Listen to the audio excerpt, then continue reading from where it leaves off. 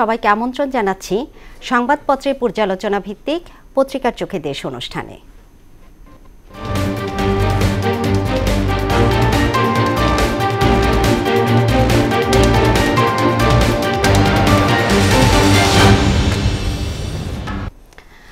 দর্শক, অনুষ্ঠানে আজকের অতিথি মোহনা টেলিভিশনের স্পোর্টস রিপোর্টার কাজী পাপ্পু।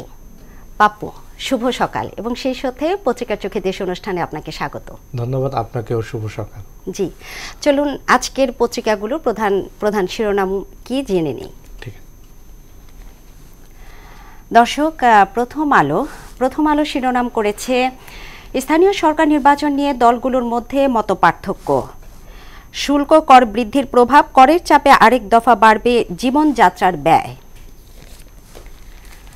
দৈনিক ইত্তেফাক, ভ্যাট বাড়ানোর সিদ্ধান্তের প্রভাব, ক্রেতাদের উপর আরও চাপ, ফুসফুসের প্রদাহজনিত শ্বাসকষ্ট বাড়ছে শীতে। দৈনিক সমকাল, কষ্টে চলা মানুষের উপর চাপ আরও বাড়ল, মন্ত্রিত্ব হারাতে পারেন টিউলিপ সিদ্দিক। বাংলাদেশ প্রতিদিন দেখতে পাচ্ছি উন্নতির চেয়ে বেশি দুর্নীতি, নির্বাচনের প্রস্তুতি শুরু ইসির, ভ্যাটের কারণে কষ্ট বাড়বে সাধারণ মানুষের। দৈনিক যুগান্তর শিরোনাম করেছে গচ্চা 450 কোটি টাকা, অপ্রয়োজনে 8 স্থলবন্দর, ভরা মৌসুমেও বস্তায় বেড়েছে সর্বোচ্চ 700 টাকা, চালবাজ চক্রে চড়া। দৈনিক বণিক বার্তা, গ্যাস, পানি, বিদ্যুৎ, লুকায়িত খরচে হাত দিচ্ছে না সরকার, উল্টো জনপরিষেবায় দাম বাড়ানোর পায়তারা। The Daily Star, MRT-1 unlikely to be ready before 2030, no local polls before general election.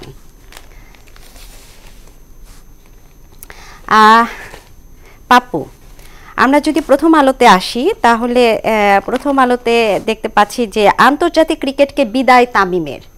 হ্যাঁ, এবং 2023 সালেও এরকম একটি ঘোষণা বা সিদ্ধান্ত আমরা দেখেছিলাম। তো এই বিষয়টাকে আপনি কিভাবে দেখছেন? ক্রীড়াঙ্গনে কি প্রভাব পড়বে আমাদের দেশে? এটা সবচেয়ে বড় কথা হলো একটা শকিং, কারণ 2 দিন আগেও আমরা মনে আছে সিলেটে প্রধান নির্বাচক তামিম ইকবালের সাথে একটা বৈঠক করেছেন এবং অলরেডি তাকে নিয়ে একটা প্ল্যান করা হচ্ছিল যে চ্যাম্পিয়ন্স ট্রফিতে তাকে দলে রাখা হতে পারে, এরকম একটা পরিকল্পনা ছিল। কারণ অভিজ্ঞতার একটা দল দরকার ছিল সেখানে। তামিম ইকবাল আমাদের বলতে গেলে কেউ ডাউট করবে না যে তিনি one of the best batsman এবং বাংলাদেশের ক্রিকেটে তার যে ব্যাটিংয়ে যে অবদান রয়েছে এবং তামিমের জায়গা কেও কিন্তু এখনো পূরণ করতে পারেনি, নিতে পারেনি এখন পর্যন্ত। অনেক ক্রিকেটারকে ওই জায়গায় রাখা হয়েছিল, সৌম্য সরকার এসেছে, লিটন কুমার দাস এসেছে, কিন্তু কেউ তামিমের জায়গাটা কিন্তু ক্রিয়েট করতে পারেনি। তামিম যেভাবে খেলে গিয়েছে, আপনি মনে আছে এশিয়া কাপে শ্রীলঙ্কার বিপক্ষে একটি ম্যাচে তিনি হাতে ব্যথা পেয়েছেন, যখন তিনি দেখলেন যে দলের প্রয়োজনে তাকে নামতে হবে, কিন্তু উনি কিন্তু তখন এই কথাটা চিন্তা করেননি যে তিনি যখন নামবেন তার যদি একটা বল পুনরায় হাতে আঘাত করে তাহলেও কিন্তু তার ক্যারিয়ারটা ওইখানেই শেষ হয়ে যেতে পারত। কিন্তু তিনি ওইটা চিন্তা না করে দেশের কথা মাথায় রেখে তিনি কিন্তু ব্যাটিংয়ে নেমেছেন এবং ওইখানে লাস্ট বলটা একজন পেসারের ছিল, তিনি ওই বলটা ওয়ান হ্যান্ডেড ব্যাট করে একটা বল সেভ করে তার পরবর্তীতে কিন্তু মুশফিকুর রহিমকে ওই পাশে দিলেন এবং মুশফিক পুরো খেলাটাকে চালিয়ে এবং ওই ম্যাচটা কিন্তু বাংলাদেশ জিতেছিল। তো ওইখানে কিন্তু মনে রাখতে হবে যে ওই তামিম যদি ওই একটা বলের জন্য মাঠে না নামতো তাহলে বাংলাদেশ কিন্তু ওইখানে ম্যাচটা অনেকটা পিছিয়ে থাকতো। তো তামিম ইকবালকে বলা হয় কলিজাওয়ালা খান, ওইখানে কিন্তু ওই ব্যাটিংটা কিন্তু তিনি পরিচয় দিয়েছেন কলিজাওয়ালা। তো যখন বোর্ড পরিচালকরা একটা সিদ্ধান্ত নিচ্ছে যে তামিমকে দলে রাখা হবে, পাশাপাশি সাকিব আল হাসানকে নিয়েও কথা হচ্ছিল, এর বিশেষ কারণটা হলো যে চ্যাম্পিয়ন্স ট্রফিটা এবার পাকিস্তানে এবং দুবাইতে, যেখানে আমাদের কন্ডিশনের কাছাকাছি সিমিলার কন্ডিশন এবং দলের বেশ কিছু অভিজ্ঞ ক্রিকেটাররা রয়েছে, মুশফিক, রিয়াদ ভাইদের পাশাপাশি তামিম এবং সাকিব যদি থাকে একটা ব্যালেন্স টিম থাকবে, একদম অভিজ্ঞ এবং তরুণ মিলে একটা দল করার প্ল্যান করছিল। সেই কারণে তামিম ইকবালের সাথে বসেছিল এবং অনেকে ভেবেছিল যে তামিম ইকবাল হয়তোবা আন্তর্জাতিক ক্রিকেটটা এই চ্যাম্পিয়ন্স ট্রফি দিয়ে হয়তোবা তিনি বিদায় জানাবেন। কিন্তু গতকালকে হয়তো রাত 10টার পরে একটা আচমকা ঘোষণা যে তিনি আর আন্তর্জাতিক ক্রিকেটে খেলতে চাচ্ছেন না। এটা অনেক কিছু থাকতে পারে, কারণ তার স্ট্যাটাসে অনেক কিছু ক্লিয়ার না, কিন্তু তিনি লাস্টে যখন তাকে একটা কথা বলছেন তার সন্তানকে উদ্দেশ্য করে যে বড় হলে তুমি জানতে পারবে যে কেন তোমার বাবা এমন সিদ্ধান্ত নিল। তাহলে মানে এখানে একটা মেসেজ আছে, কারণ তিনি তার স্ট্যাটাসে বলেছেন অনেক কথা হচ্ছে, গত 2023 বিশ্বকাপের সময় তাকে যখন দল থেকে বাদ দেওয়া হয়েছিল তখনও অনেক কথা হয়েছে, এরপরেও কথা চলছে, এখনও তাকে নিয়ে অনেক কথা হয়।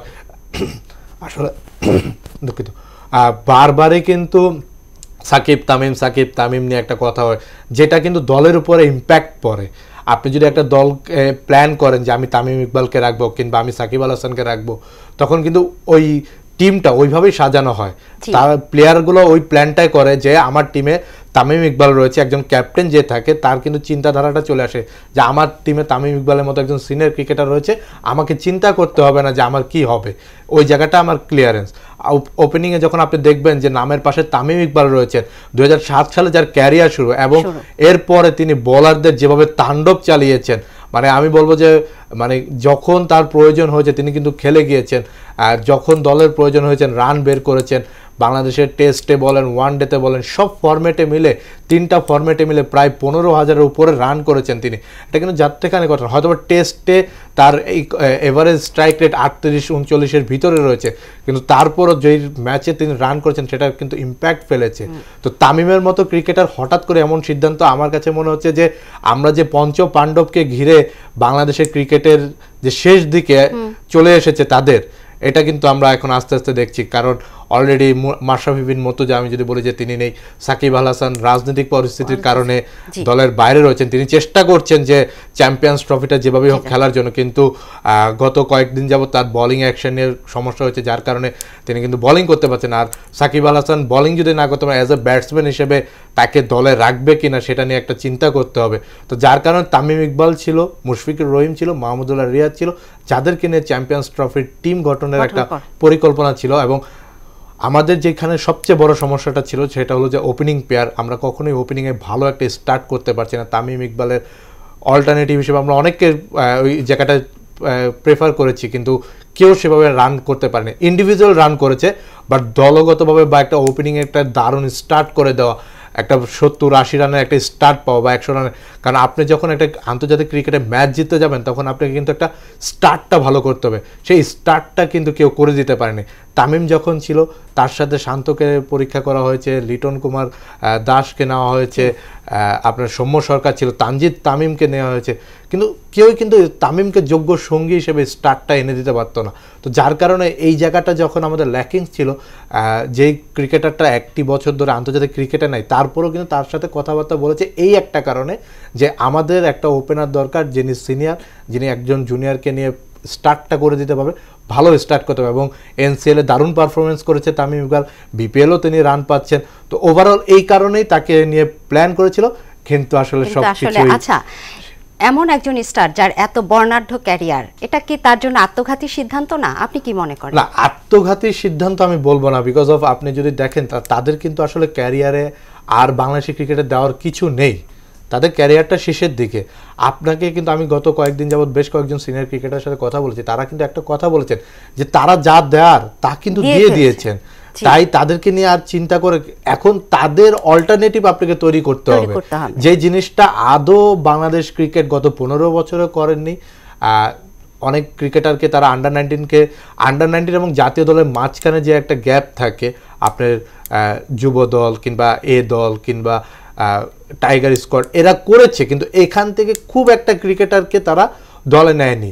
তো দেখা যাচ্ছে যারা আন্ডার-19-এ পারফর্ম করছে তাদেরকেই সরাসরি বাংলাদেশ ন্যাশনাল টিমে নিয়ে আসা হচ্ছে, যেটা কিন্তু একটা আত্মঘাতী সিদ্ধান্ত। কারণ আপনি তাদেরকে যদি আরও বাহির থেকে এই দল কিংবা অন্যান্য স্কোয়াডে রেখে তাদেরকে পলিশ করে কিন্তু তাদেরকে যদি জাতীয় দলে আনেন, তাহলে তারা কিন্তু ভালো করবে। কারণ আপনি একটা ইন্টারন্যাশনাল জাতীয় দলের মতো জায়গায় এনে যদি একটা ক্রিকেটারকে দাঁড় করিয়ে দেন, তাহলে কিন্তু তার জন্য একটা ওই যে অনেকটা সমুদ্রের মাঝখানে পড়ে যাওয়ার মতো।